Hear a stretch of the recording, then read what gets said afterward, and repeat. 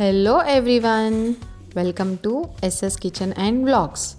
ఈరోజు మనం tasty and simple egg salad ఎలా చేయాలో చూసేద్దాం.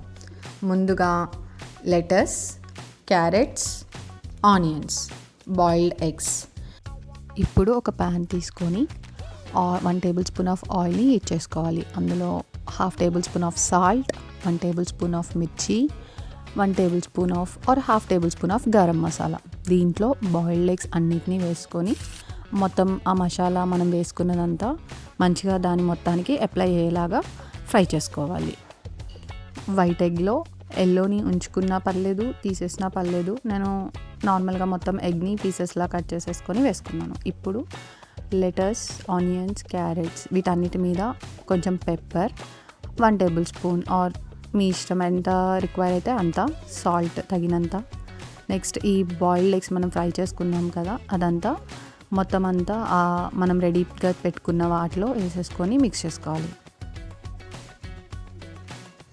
ఇప్పుడు కప్లో 1 or 2 table spoons of curd, half table spoon lemon, pepper, మళ్ళీ సాల్ట్. ఎందుకు అంటే వీటన్నిటిని మళ్ళీ మనం మిక్స్ చేస్తున్నాం కాబట్టి మళ్ళీ టేస్ట్ అనేది కొంచెం డిఫరెంట్ రాకుండా ఇది అవ్వడానికి సాల్ట్ తగినంత వేసుకొని మొత్తం అంతా మంచిగా మిక్స్ చేసుకోవాలి.